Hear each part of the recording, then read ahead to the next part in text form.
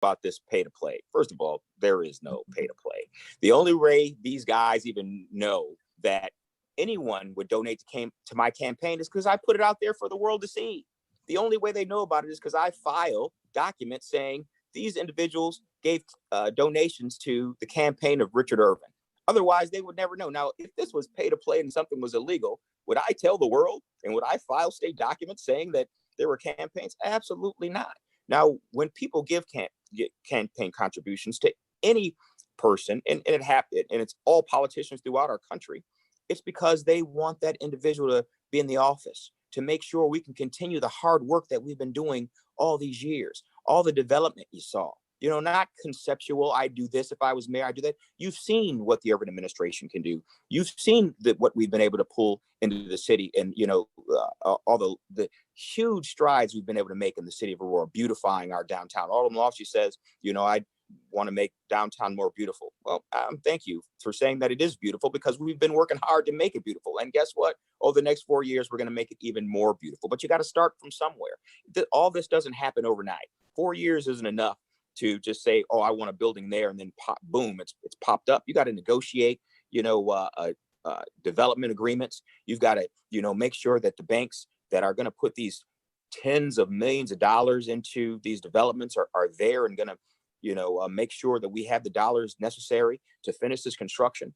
One of the reasons why, as Alderman Lofty pointed out, the same developers that did 80 South River, which is a much smaller development than the 300,000 square feet at Copley, is because they had a different financer. Over at Copley, they were using tax credits based on the loan, based on Copley being a 100-year-old building. So they just recently closed on their loan, and coronavirus and COVID-19 put everything back a year. So the financiers that were giving them the loan to build this $125 million project on the east side of Aurora, the largest that we've seen in generations, we had to wait for, the banks to get their stuff in order. Now they've closed on that construction loan. They're out there doing construction on the senior facility, on the facility for adults with disabilities. They're done with the school district. They're working on the park that's going to be out there that was donated by the park district because of the great development that's going to be out there. So I'm not really sure what these guys are talking about. They don't see things happening, because everybody else sees it happening all throughout the city, except for these two that just happen to be running against me for mayor. So the donations that you receive do not influence who you or your administration reaches out to spur development or anything else? Absolutely not. So let me get this straight. So these guys are suggesting, because someone gave me a donation, that they have decided on their own that they want to come spend tens of millions, sometimes over $100 million in the city of Aurora because of a campaign donation of a couple $100. That makes no sense. Who would do that? And then if I was doing something wrong, why would I tell the world and file documents in the state of Illinois saying I received this donation? It doesn't make any sense. And you don't. A public-private partnership doesn't come in to develop and improve a city. A public-private partnership comes in to make money. So they're making money off of it, Richard. That's their incentive. That's why they are working. And I'm not taking away anything from your art of the deal maneuvering. I'm just saying it doesn't look ethical. $25,000 to Fox Valley developers, right? Let me say this. The team. Let me say this. And now one of the members of the team is Oswego businessman Ron Werman is your pick to be alderman at large, right? I mean, the team. So it's all politically connected insiders, campaign donors that have access. And Judd's 100% right. That there are businesses that have wanted to come to Aurora. There are businesses that are in Aurora and they have another shop in, say, Wheaton, and they say that Wheaton's easier to deal with. And it all comes down to if you're on the team, right? If you're on the inside track. And that's what gives you access to the mayor's office and to get the wheels greased to fly through the 80 South River project. I don't think, there's people that work in City Hall, so we're acutely aware of how the team works and how the wheels get greased. But, it is a campaign year and you have to defend yourself and defend your record. And I feel like I've been honest in saying that your efforts to revitalize downtown are noteworthy. It's just we have a difference in how we would do it. And the other key difference, I think, is having talked to a lot of downtown business owners is they feel like their voices haven't been included. So the people who've already made an investment in our community.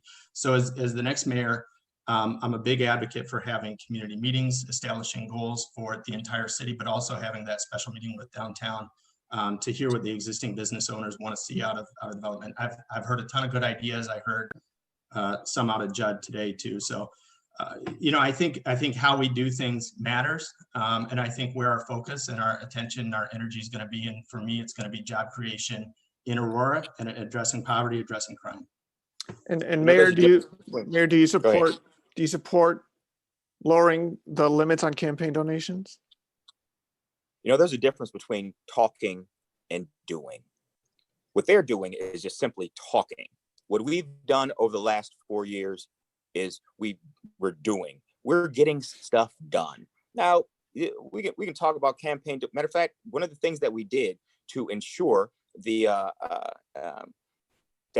everything was above board and fair, we said we're not even going to deal with our campaign issues anymore. We're gonna let someone else do it on our behalf. So we don't have the influence of the mayor's office or the influence, of people that work at the city, at City Hall or the alderman. So now we have this County of DuPage that'll step in. And if there is any impropriety, if there are any folks questioning any illegality, then a objective third body will come in and review. But guess what?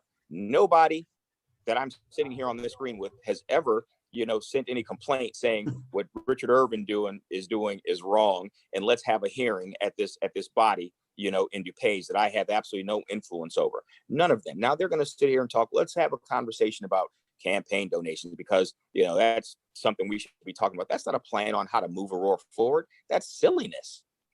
Again, the only reason they know about any campaign donations is because I make it. I present it to You're folks. Legally obligated to. You're running trucks. You're legally obligated to. Exactly right. So if there was something wrong, if there was something wrong with it, then I wouldn't tell anybody. Would you answer the question, Richard? Yes or no? Caps on controversies now. Why don't you answer the question? Just answer the question. Yes or no? Say no. What do you mean? He said, do you support caps on campaign contributions? We have caps on campaign donations. It's run by the state of Illinois. The state of Illinois makes caps on campaign contributions. I have caps. There are caps. There are caps on campaign contributions right now. It's run by the state of Illinois, the same place I file my D2 documents right now. There are caps already. Not for people who have done business with the city, though. That's different. That's there's caps, period. There's no cap like Chicago. All right, tell you what, we're on here to talk about what these gentlemen will do and a plan to build Aurora and move us forward. All they want to do is talk about silliness. Neither one of them have a real plan. That's untrue, Richard. Look, I laid out my plan. I laid it out. I'll go into great detail. Okay. No, you won't. No, you won't. Your green plan is all conceptual. Other than to make these conceptual ideas about what they would do, but no real plan. Matter of fact, John Lesh said that when he was on the school board, he voted on some public-private partnership for the East Aurora School District. But that's not true because John Lesh didn't actually show up to almost half of the meetings at the school board, and no one there actually respected any of the work that he put in. So, brother, before you start throwing around that you were on the school board and talking about your efforts there, you might want to, check with the people that you worked with all those years to see whether or not they respect the effort that you put in, and they don't. So let's be clear about it. And let's go to Judd for a second. Everybody knows whenever we, have these city council meetings, Judd is the most contrarian person there, always arguing against everything and the development in the city of Aurora.